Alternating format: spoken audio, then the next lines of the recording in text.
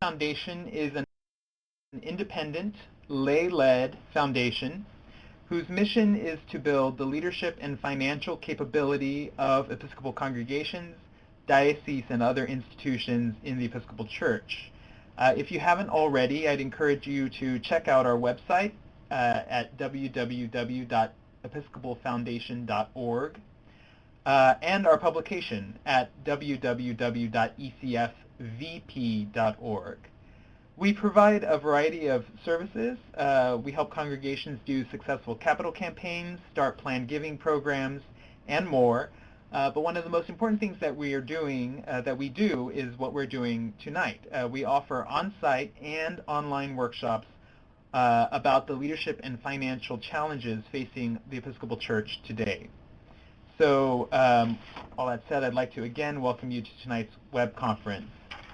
For those who are just joining on, I'm going to introduce myself again. My name is Miguel Escobar, and I'm the Program Director of Leadership Resources here at the Episcopal Church Foundation. Our presenter tonight is Sandy Kolb. Sandy is a lifelong Episcopalian, and she's a member of St. Albans Episcopal Church in Washington, D.C., and she is chair of the Interfaith Committee and a member of the Adult Forum and Outreach Committees. She's been a vestry member, a senior warden, and chair of a search committee. At the diocesan level, she served on the Commission on Ministry and as an alternate deputy to the 2009 General Convention. Sandy has been with Fresh Start for over 10 years, initially as a coordinator of curriculum and now as a Fresh Start consultant for the Episcopal Church Foundation. She also serves as coordinator for the Diocese of Washington's Fresh Start program. Sandy had a lengthy career in the federal government, most of it serving as an internal organizational consultant, designing and conducting management and executive development programs. Sandy began working as a freelance consultant recently. She's a search transition consultant to congregations in her diocese and works with congregations doing team building, vestry development, and planning. So with that, again, I'd like to welcome Sandy and also all of you to tonight's web conference. And I'm going to turn off my own webcam and ask you to do the same so that we can see Sandy in her presentation.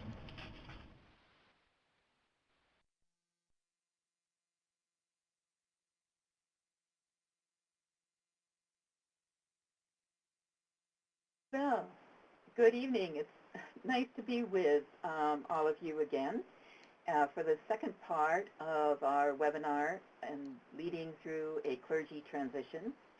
Last week we focused on how change threatens people's sense of competence, collaboration, and commitment, and how your own readiness for change might affect or impact your leadership during this time of transition.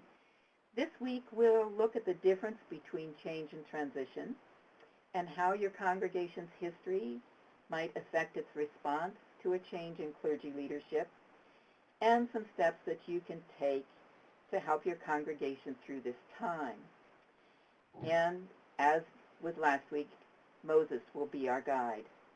And I'd like to start, as I did last week, with a reading from Exodus. This comes from chapter 17.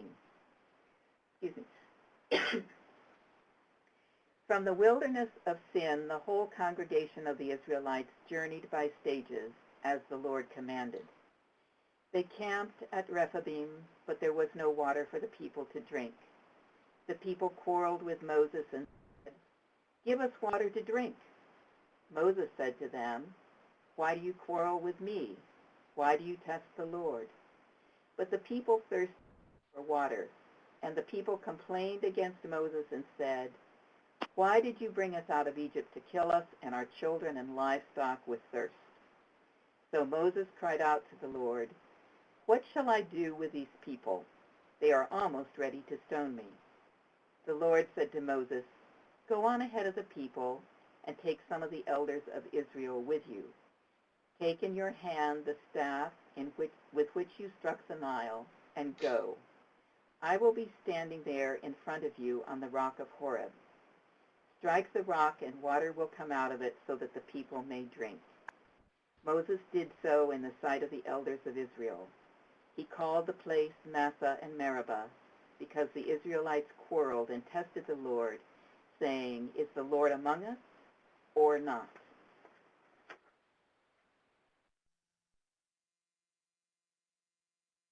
Let us pray. Assist us, Lord, in living hopefully into the future. In the face of change, help us to set unnecessary fears aside and to recognize our potential for creative response. Help us to develop a reasonable optimism when confronted by the new and to guard against our own defensiveness.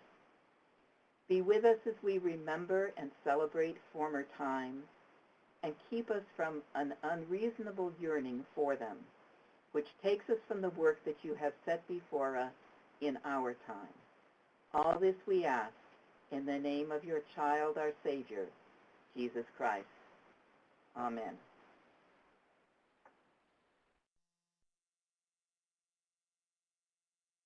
So I'd like to start by talking about the difference between change and transition, because they are not the same.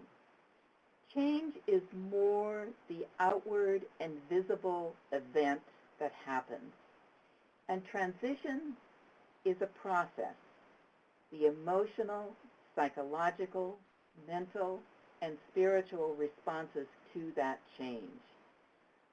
Those responses are invisible. It is the inward and spiritual part of change and transition. Think about a time in your own personal lives when you went through a major change. For example, graduating from school, moving to a new city, getting married. There was a specific event in each of these cases: a graduation ceremony, a move-in date, a wedding day. But it took some time for you to begin to see yourself no longer as a student, a single, or to feel at home in your new place.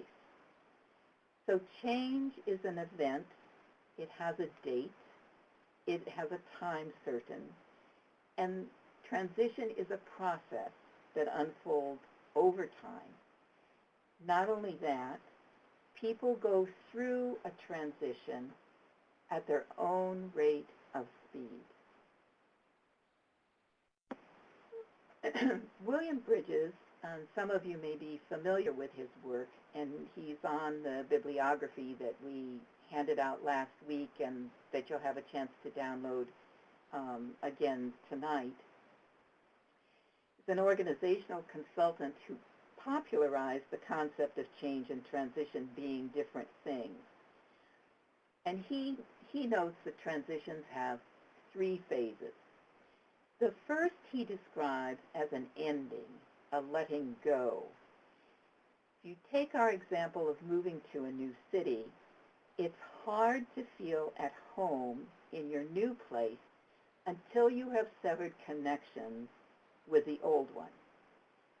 Maybe not completely, but you need to find new friends and new connections where you are living now, and that's hard to do if you are simply feeling homesick.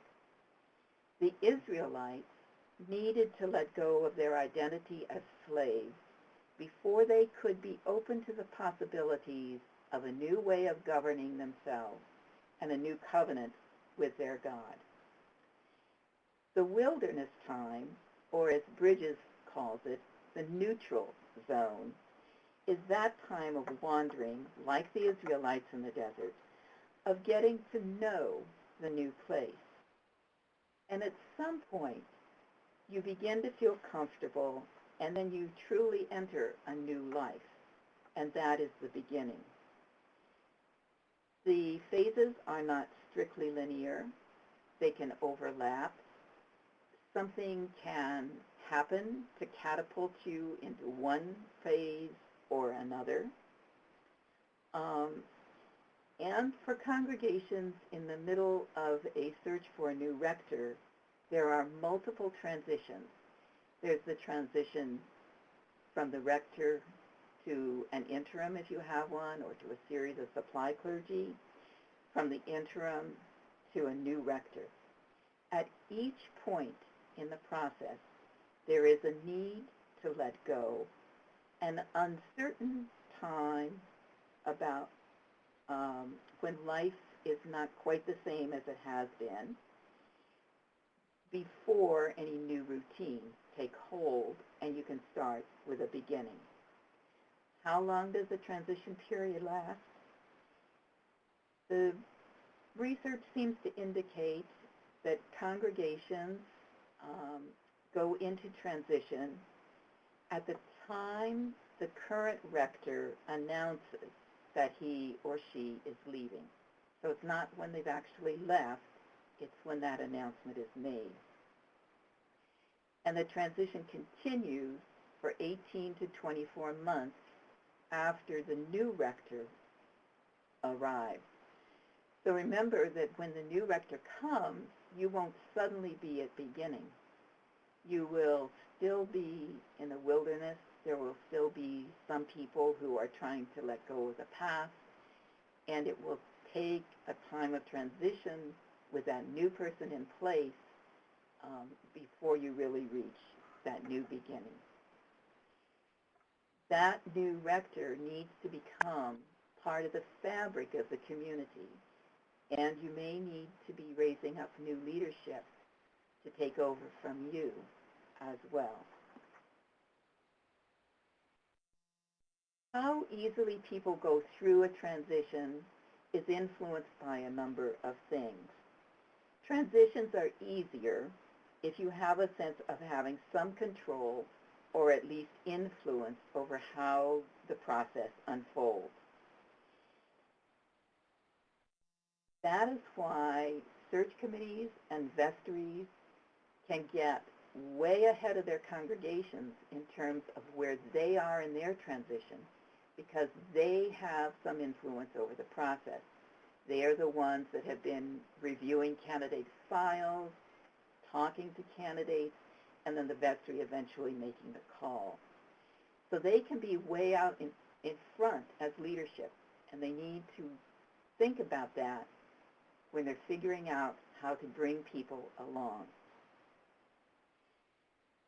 Transitions are also easier if the change is something that we elect or look forward to, like getting married or graduating from school, or is one in which we have a choice. For example, it's easier to get used to a new job that you willingly sought out than it is to become comfortable in a position into which you are forced as a result of a downsizing or layoffs or something like that. So now think about your congregation's history with change. Excuse me. I asked you last week to spend some time over the course of this week thinking about your congregation's history with change, because our experience also influences how we deal with change and how we move through a transition.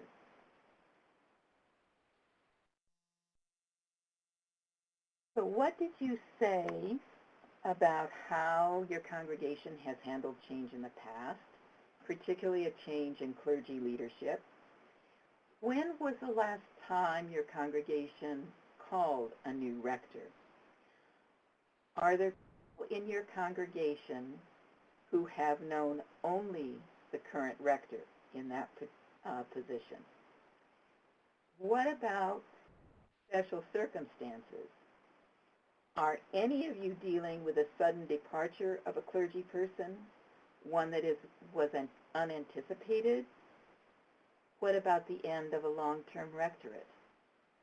I know that several of you last week mentioned that you were dealing with that. All of those things can influence how easy the transition may be for your congregation. In addition, as I mentioned earlier, everybody goes through transitions at their own pace. Some people just thrive on change and transitions, and they are just naturally more optimistic or more able to deal with it. So when you're talking about leading your congregation, you're talking about people who have all these different things going on, and they're going to be at different places at different times. Think back to the Exodus story. Not every Israelite who fled Egypt made it through the wilderness. Some died along the way. Remember that 40 years was a lifespan in those days. Some married into the tribes that they met along the way, probably frustrated with wandering further into the wilderness area. You can expect some of the same. Even if people don't die or leave your congregation, other things might keep them from moving as quickly through the transition as you might want. For example, some people may have been very close to the former rector or the current rector, and they may have more difficulty letting go. Some may only have been in the congregation during that rector's tenure. They may even have come to the church because of the rector, and now they suddenly see that person about to leave. Another thing that can influence is that some members of our congregation come from other traditions or cultures where there's more of a reliance on ordained leadership than there tends to be in American congregations. And so they have a more ordained leadership-centric approach to congregational life, and they may have more difficulty. So how do you tell where people are in terms of that spectrum? Well, they will tell you. And if you look at the handouts, Miguel, if you could put that handout list back up there now. There's another one that's called What Phase of Transition Are People In? And you don't need to download it right now because I'm going to go through basically what's on it for you, but you don't need to take notes because it's right there and you can print it out later on. If people are in the endings phase, they say things like, you know, I miss. Last year we always do. Sue has always been in charge of the Christmas bazaar. Why did we change? Blank. Things were working just fine. There's so many changes going on around here, it hardly seems like St. Swithin's anymore. And when your new rector comes, they sometimes call that person by your previous rector's name. And I'll stop right here just very briefly to tell you a personal anecdote. My father was an Episcopal clergyman, and when we moved to the town where he had a very long rectorate, and the town I grew up in, my mother was called by the name of not just my father's predecessor's wife, but the person who'd been there 2 rectors before. It used to bother her no end. But there was a certain group of women who did that pretty consistently for the first year or so. And these were people that were obviously having trouble letting go. You can find people in the neutral zone when they start saying, how did we ever decide to do that? I don't remember. I don't understand what our mission is anymore. I used to be able to call Bill if I needed to get something in the bulletin, but now I don't know who to call. It feels like we're just marking time, waiting for some direction. And on a more positive note, I just had a great idea. Do you think we could try it out? Because we'll talk in a few minutes about what happens during a transition being a time of unfreezing and when there can be some experimentation. And you know that you're safely into new beginnings when the spouse of the rector is not called by the previous rector's name, obviously. And people start saying things like, that parish meeting went really well. I could feel the energy in the room. I think the new committee structure is going to work. We just need to tweak it a bit. Once you get used to, you'll like it. I really like it. It seems as though so-and-so has been here forever. He or she fits in so well. Our mission and ministry have shifted some, but we're really moving out in ways that feel right. That tells you that people are getting to a beginning. So let me just pause here for a moment and see if this model kind of rings true to you, if any of you have any thoughts or comments. You can type them into the chat box and we'll just take a few minutes and address them. Yeah, this is Miguel, and if you have thoughts or comments, there are 3 ways that you can share them. You can type your question or comment to the chat box, as Sandy noted, or you can raise your hand, and the icon is on the slide. There's a kind of description of the hand, of where it is on the upper part of the toolbar. And we can try to start your microphone, or you can enter your phone number into the chat box and we will call you as well. So there are 3 ways of joining in.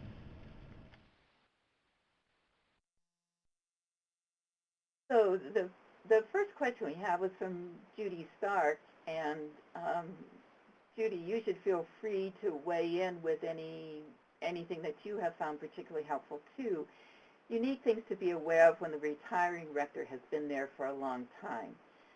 And I would say yes, absolutely. Because when somebody has been there for a very long time, the routines are really hard set. And so you have to figure out how to move people away from some of those routines. In addition, if somebody has been there for 15 years or more, the chances are there are a lot of people in the congregation who either grew up with that person as the rector, came there, maybe were married there, maybe buried their parents from that church, maybe had their children baptized or confirmed in that congregation. So there are a lot of personal memories that are tied up, not just with the community, but with a particular individual. And we're going to be talking in a few minutes some more about the importance of saying goodbye. And so we'll talk some more about some particular things there and some of the issues that you need to be thinking about when somebody has been there and is much beloved. Great. Okay, and then Martha asked about dealing with that sense of control issue when the vestry and so forth gets way out in front.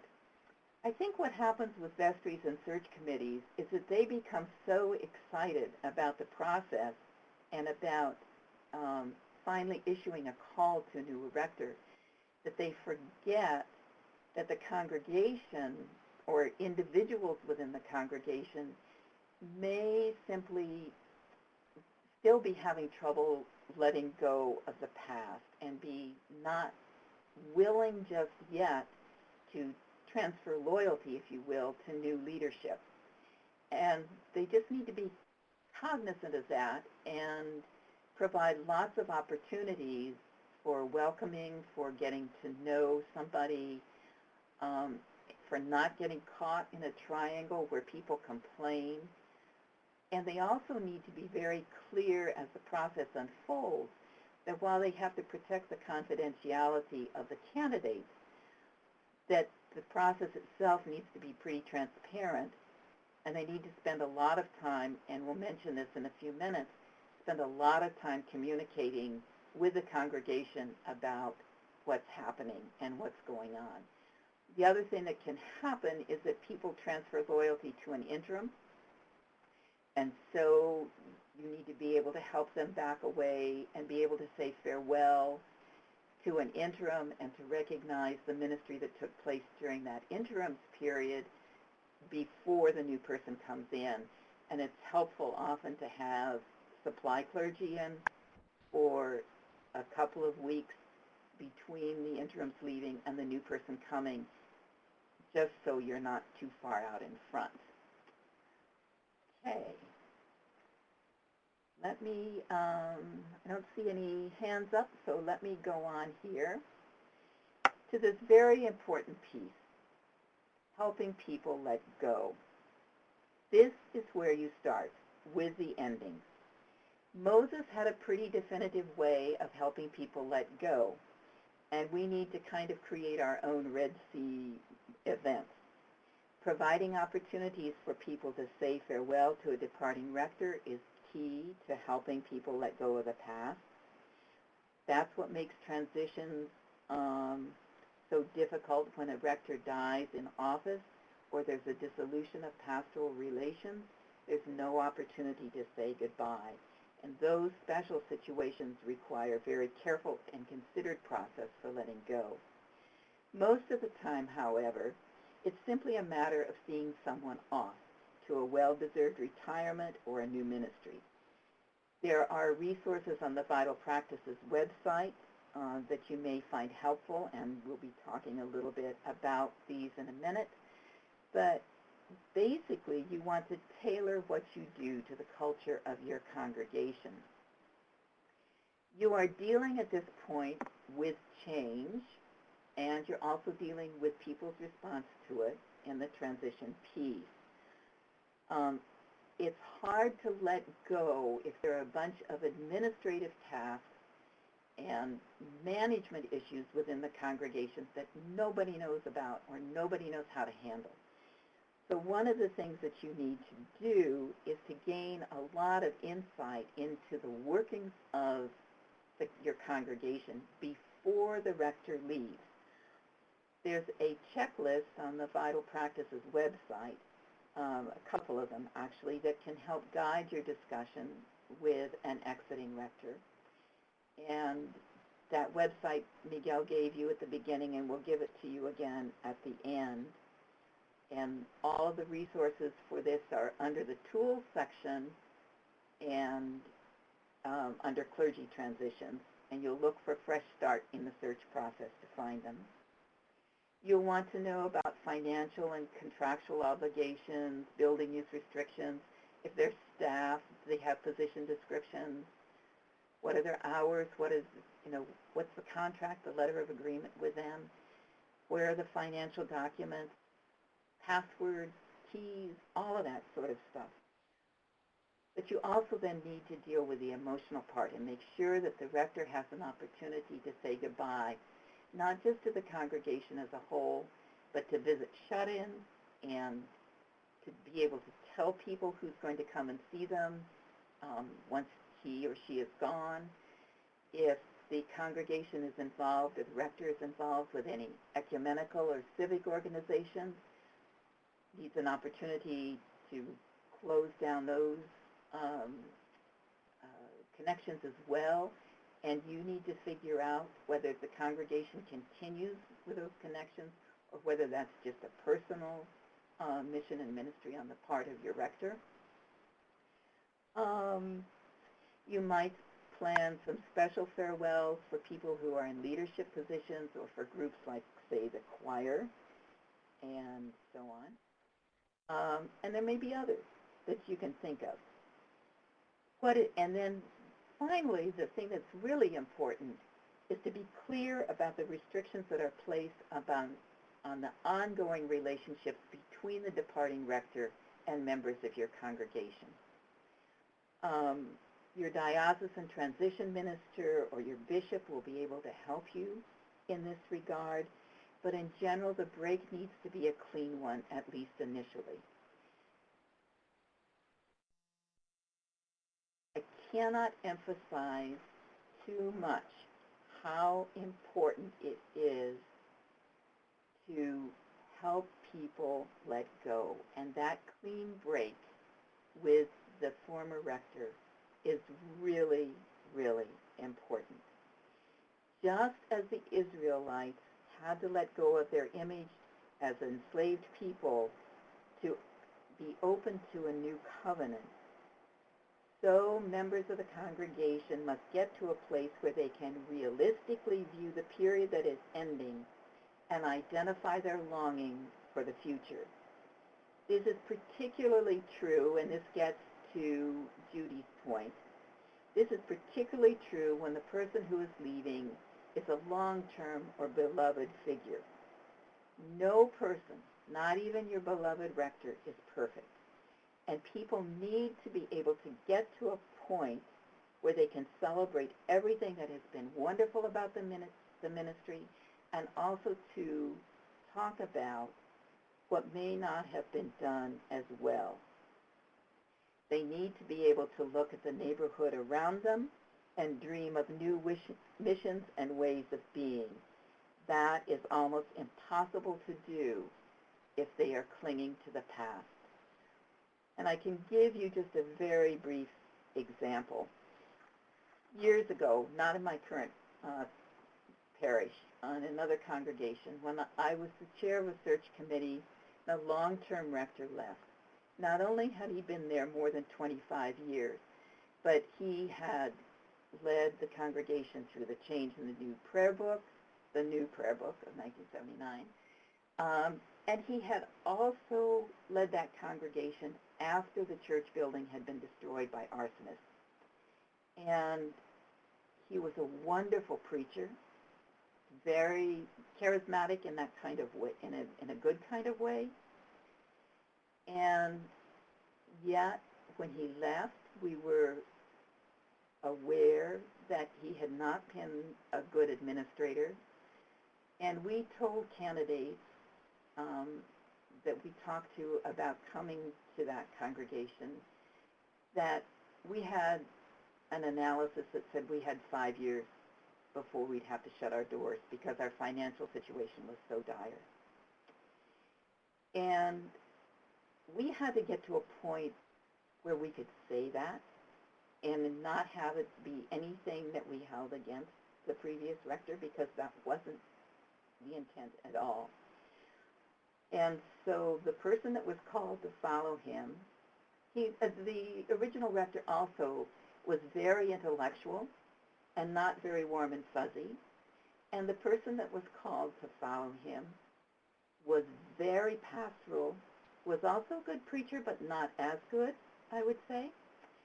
And in addition, he had an MBA, and he could help put the congregation back on a good financial track. But we had to be able to shift in that sense. So it was really important that the former rector stay away, and he did.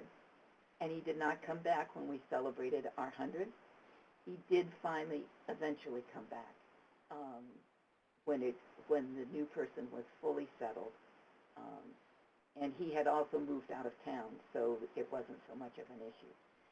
But it is an important piece to remember.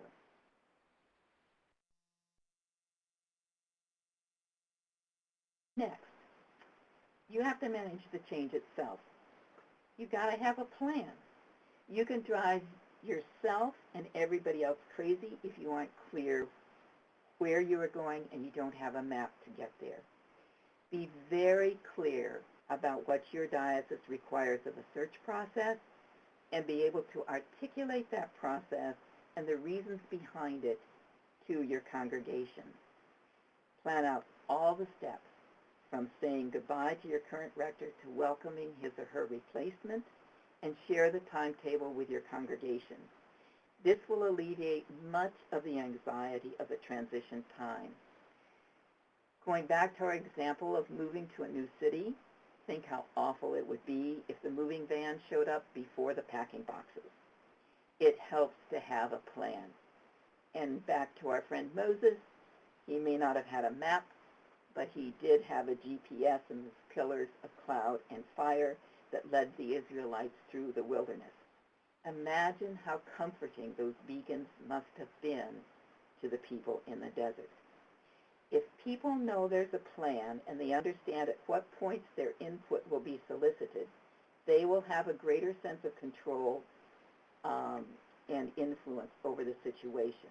And that sense will ease the transition for all of them. Create a guiding coalition. Moses didn't lead by himself. He had, first of all, his brother Aaron, who spoke for him and was the logistics person. And there were others too, the heads of the various tribes and families who kept people together moving through the wilderness, the scouts and the military leaders who helped people get through safely. John Cotter of the Harvard Business School and the author of Leading Change talks about the importance of a guiding coalition of people who can make change happen. He identifies 4 kinds of people who must be part of that coalition.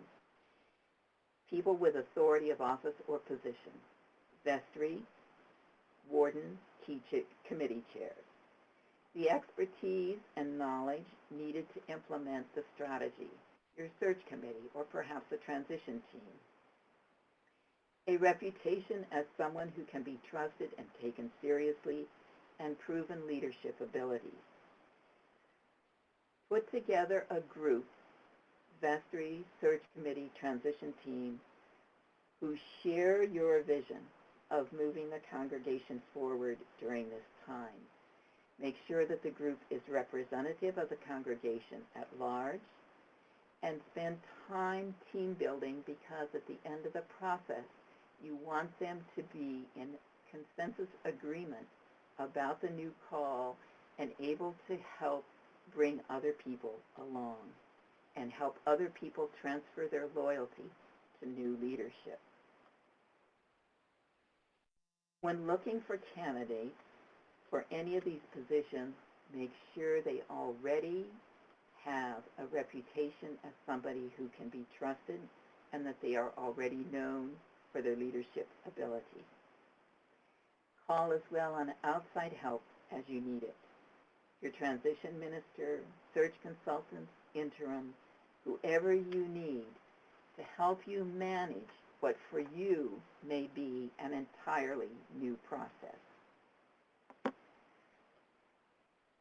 Focus on the vision. Part of getting people through the transition is being clear on the vision. For Moses, the vision was a land flowing with milk and honey. But throughout the time in the wilderness, the Israelites complained constantly, as you heard in the passage I read earlier, and even longed for the Egypt where they at least had a roof over their heads. The biblical story of the Exodus is full of verses where Moses reminds the people that they have escaped slavery and they are on their way to something new. Developing a profile helps elicit the vision of where God is calling the congregation to go. Making sure that there are plenty of opportunities to elicit congregational input is critical. The more people who are involved in the development of the vision, the easier it will be for them to get excited about the journey. How you get their input depends on your culture. Somebody mentioned surveys last week. Surveys are very difficult to design well and to administer. Many congregations nowadays are using SurveyMonkey or a similar web tool, but remember that not all members of your congregation may be as computer literate as you are, and so you will always have to have a hard copy version. And if things are multiple choice, they're relatively easy to analyze, but they don't give you a lot of information. And if they are open-ended questions, they are very difficult to analyze. So surveys may be a place to start, but it's better to follow them up or to start from the get-go with focus groups or guided interviews, or to have a visioning day that brings a lot of people together. And don't forget to reach out to those who are unable to attend. It makes a world of difference to call or visit the people who are shut in and ask them for their hopes and dreams for the congregation as well. It's also important that people understand what is not changing and to show that what is changing flows naturally from their history and the very best of their past.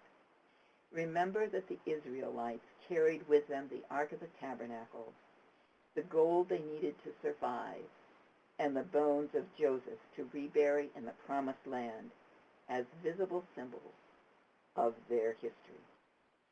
You need to be candid and clear about what is good about the past and what is not changing, the ministry and witness of your congregation, and the core values that make it what it is.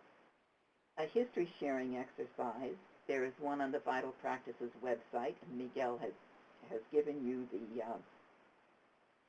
the website there in the chat box, or use of something like appreciative inquiry will help you find the mission core for your congregation and elicit its dreams for the future.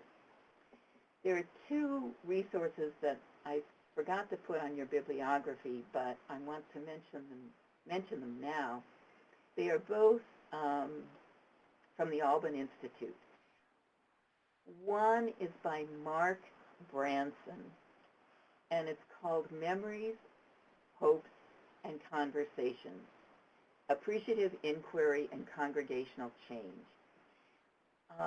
Branson takes the process of appreciative inquiry, which asks people to think about times when they have been most alive, most engaged, most involved in the congregation, and to tell stories about that and to identify what were the characteristics of the congregation and of their involvement that made those the times when things were most alive for them. And then it asks them, what are your wishes for the future? And from the wishes, you begin to get what people were missing.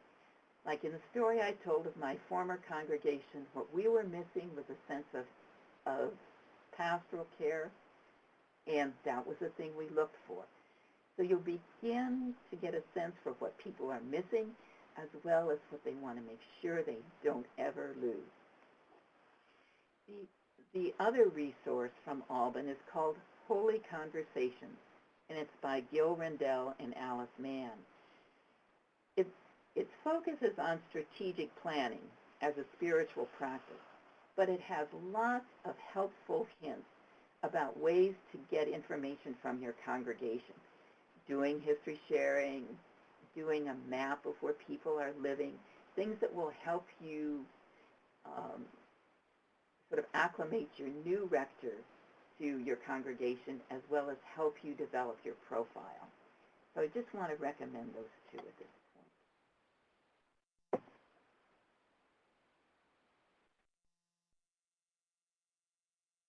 Okay, Martha said the name of the Mark Branson book is Memories, Hopes, and Conversations.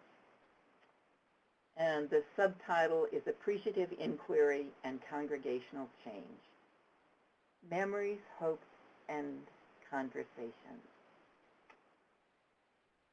Okay, building structure. Moses was a visionary, the leader, but Aaron was the manager, and he took care of day-to-day operations.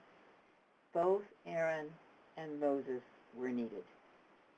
In a transition period, life goes on. Things need to be done around the congregation. Services need to be scheduled and held. Outreach missions need to be accomplished. Pastoral care needs to be extended. So new procedures may need to be developed, and people may have to take on new assignments.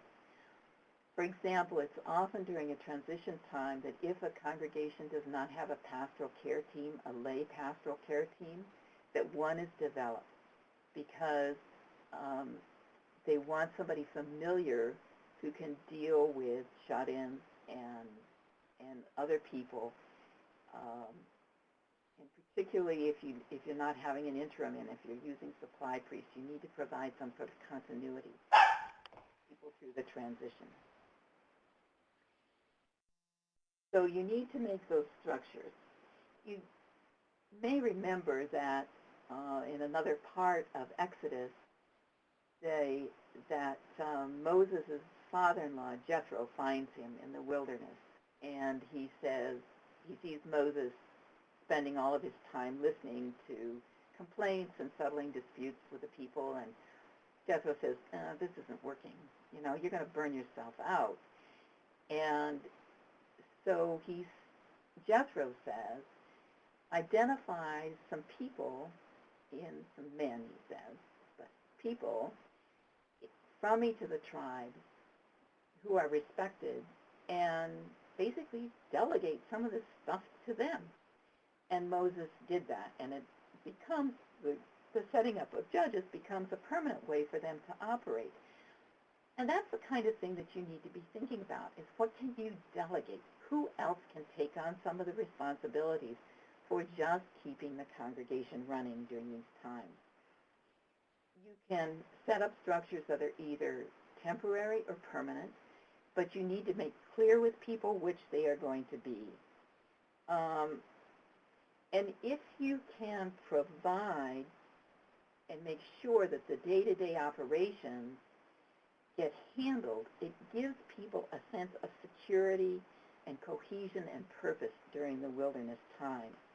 And if you give people jobs to do that they can fulfill, it allows for a sense of accomplishment and movement and reinforces their sense of commitment to the congregation. Before your rector leaves, identify those things that he or she has done that somebody is going to have to pick up on, and anything that may need to adapt or change during this time. And this is a good place to talk about encouraging experimentation. As I mentioned last week, Kurt Lewin, who was one of the early theorists in the field of social and organizational psychology, said that only when the current state of things becomes unfrozen can real change occur. And that window of opportunity is relatively small because systems, or people, try to stabilize their environment and refreeze into new patterns. So the unfrozen time of transition can feel very uncomfortable, but it is also the time of greatest opportunity.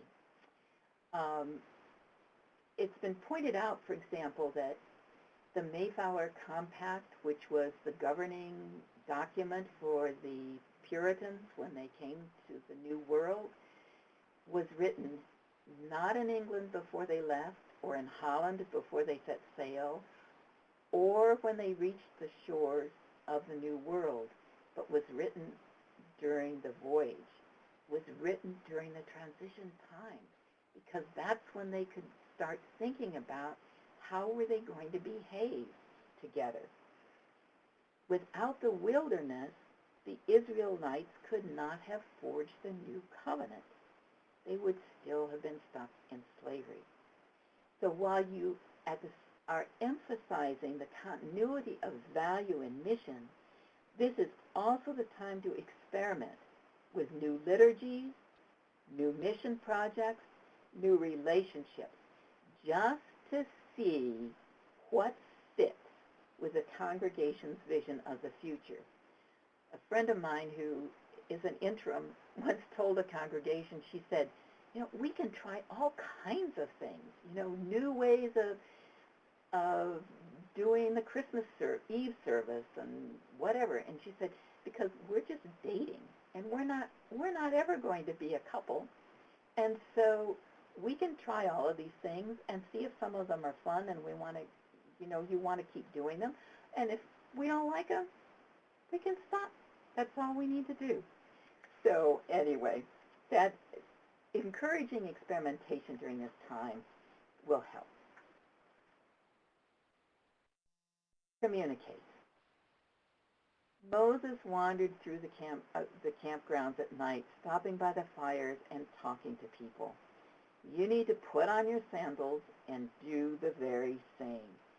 Keep a pulse on the congregation. Communication is a two-way street.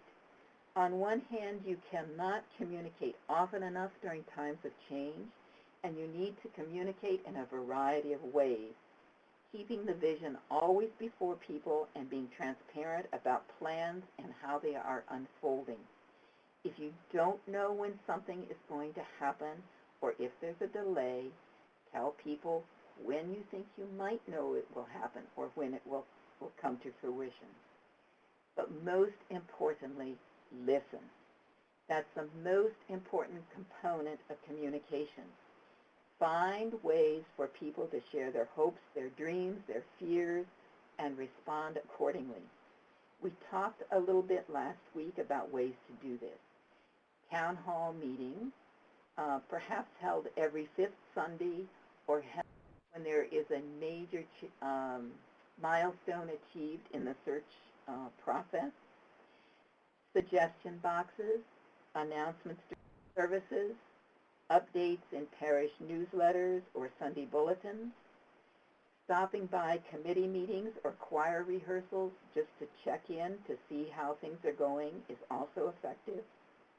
Remember that while the names of those who are being considered are confidential, the process of discernment and call should be transparent.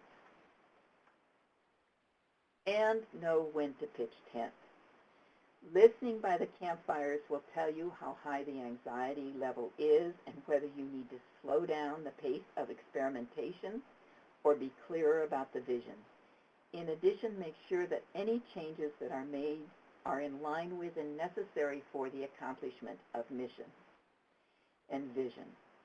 Don't introduce more anxiety into the system than is necessary. That's why I asked you to think about, does your congregation have other big changes that it is undergoing at this time? Is it in the middle of a program or a capital campaign?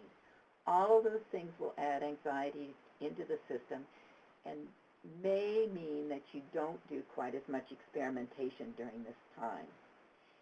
You also need to balance the need to move on with the need to be clear about direction. The Israelites followed the pillar of fire by night and cloud by day, but there were also times when they pitched their tent, waiting to discern where they were called. If the direction had always been clear, there would have been no obstacles in the path of their journey, and their journey would not have taken 40 years. You may have times when things seem uncertain as well. Remember to stop, pray, and listen to discern God's call. And finally, create opportunities for new beginnings. When your new rector arrives, you need to have a plan to welcome him or her and create ways in which he or she can get to know the congregation, its history, and its dreams. Behavior will usually change before attitudes, but if enough people begin behaving in a different way, accepting the new rector as their spiritual leader, before long those behaviors become the new norm, and attitude and belief will follow. No one who had known Egypt could enter the promised land. Hopefully you will be around when the change you've begun is finally implemented, but the lesson is worth thinking about. Until people can let go of what your congregation was and be willing to embrace what it is time for it to become, they will never accept the change. You need to provide time for people to let go, room for experimentation, and holy conversations to take place. Once the change occurs, new leadership may be required to keep the forward momentum, so it is important to be raising up new leaders during this time as well. At its heart, transition is about trust. Trust that the new relationship between clergy and laity in a congregation will lead to an ever greater fulfillment of God's will. Paying attention to where people are in transition, what is ending, what is beginning, and how scary it is to be in the wilderness, can promote that sense of trust and smooth the way to a common future. And as the people of Israel found in the desert, God is ever present with us on the journey. So let me stop here and open the conversation up for more discussion. Any questions or comments? And Miguel, do you want people to come back online? Sure. So if you want to turn your webcams on, if you have them, please do so. And put your hand up and you can talk, or you can type something into the chat box and we'll answer that too. And instructions for turning on your webcam are, again, on the lower left-hand side of the screen. You begin by pressing Start My Webcam button. Sorry, hi Judy. Hi Linda.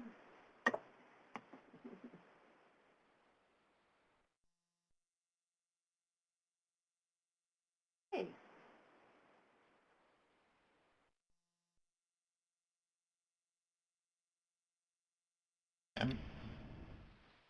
Are there any questions? Hello, Kelly Hall. Anybody have a question or a comment or something they'd like to ask? In some congregations, the resigning rector unfriends people on Facebook. What is your recommendation? Facebook is Facebook is a conundrum. I think maybe that's probably a good idea. It's really difficult. My dad was a very long-term rector in a small town in Wyoming, and my parents did not leave that town, and they stayed friends, and it was in the age before Facebook. But that was it's a very fine line to walk. And, basically, I think clergy need to be very careful about social media, and that they may want to have a Facebook that is theirs as the rector of St. Swithin's, and that's it. Then they're not on that Facebook anymore, and that they have another Facebook that is page that's for themselves as individuals if they want to be engaged. But I think I've never really quite figured all of that out, and maybe Tori or Judy, maybe you've got some experience with that, or Julie or somebody has some other ideas about that. We have a question from Ann Hollis.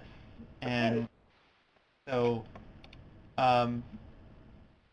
Ann, I don't know if you can say something. If not, well, let's go ahead and try it.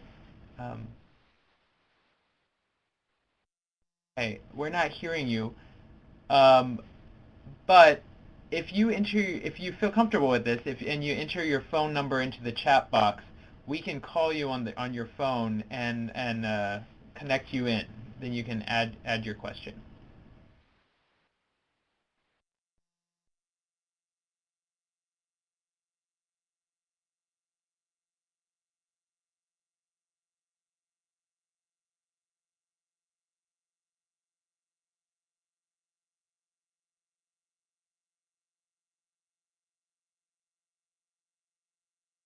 And Julie, I'm wondering if you can do that. Okay, great.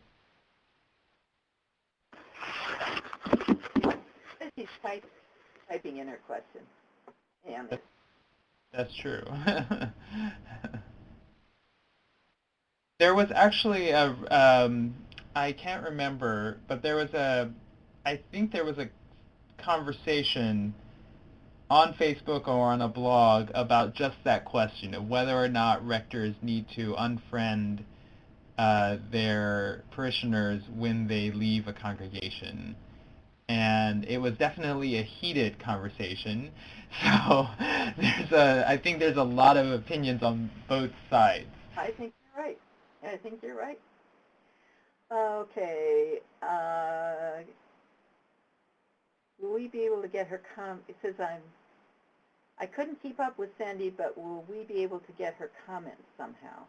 We can, I don't know if you're asking this, Ann, but we're recording this, and we'll be sending out the recording to everyone who is registered, including yourself. So if you missed a part of Sandy's web conference, that you can see it then. I think we have maybe time for one more question, and then we're getting pretty close, at least by my clock, to the 8 o'clock hour. Anybody else have something? Questions from Kelly Hall?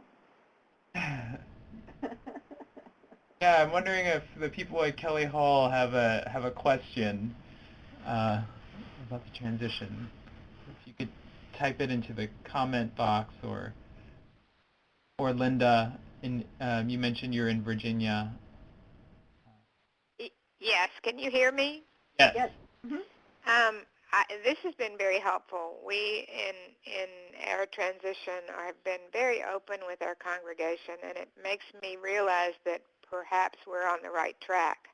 I had not been involved with a change in rector before this, so I don't know how it went prior to where we are now.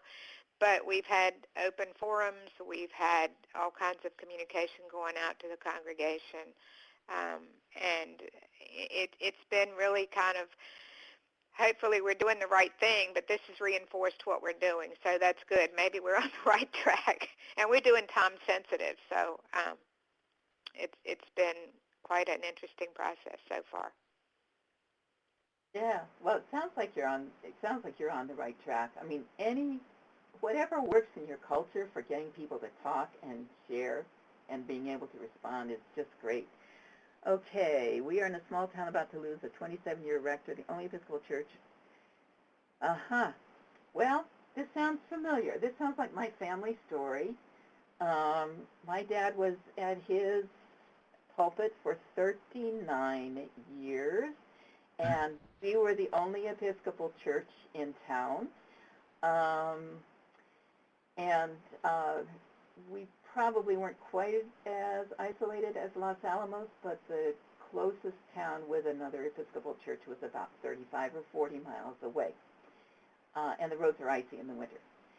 So you do need, if your rector is not physically moving away from town, is he or she moving away? They're nodding yes. Or yes. Probably will. If they move away from town, it's easier to break some of those connections, obviously. And people will stay in touch as personal friends. I mean, I think in small communities that just is there. And I think there's something draconian about saying that there will never be any relationship between the clergy person and people that they've known for 25, 30 years. You're not human. You can't do that. But what needs to be clear is that the person doesn't come back to that church to hold a wedding for the daughter of a close friend or so on and so forth.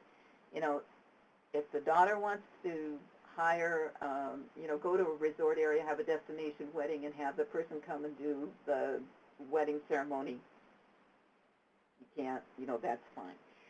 But it's to give an opportunity of space for the new rector to get really engaged and involved in the community of Los Alamos, and to make sure that the new rector meets the community leaders and whoever the church is active with, or becomes engaged in the Kiwanis, or becomes engaged with the local Red Cross or the hospital or board or whatever it happens to be, and becomes as much a member of the community as the former rector had been. So does that help a little bit? And maybe Tori or Judy, maybe you have something that you'd like to weigh in on that question, because I think it's an important. Good.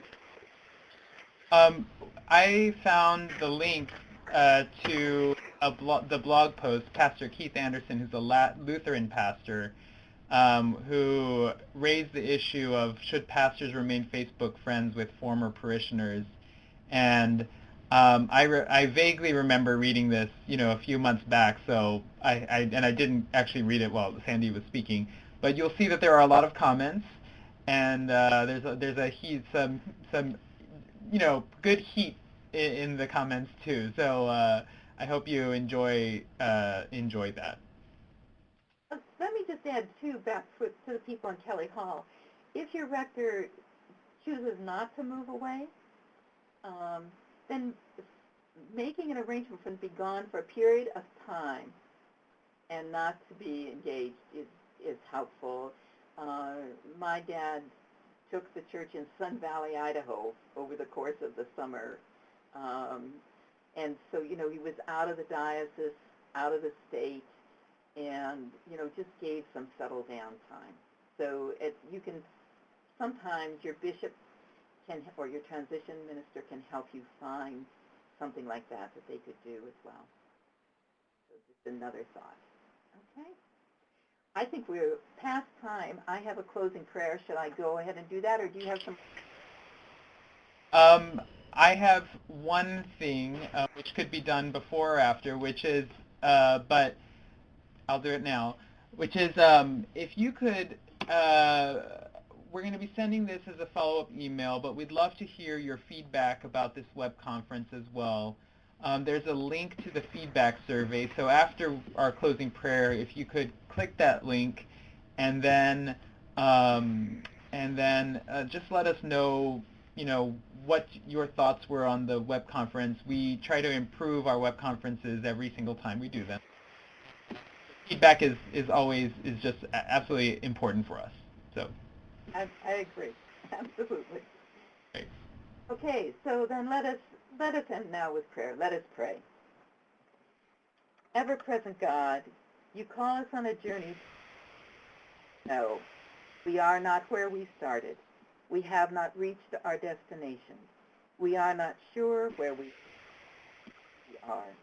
This is not a comfortable place. Be among us, we pray. Calm our fears, save us from discouragement, and help us open our hearts to your guidance so that our journey to this unknown place continues as a journey of trust. Amen and good night. Amen. Thank you. Bye, everyone. Thank you.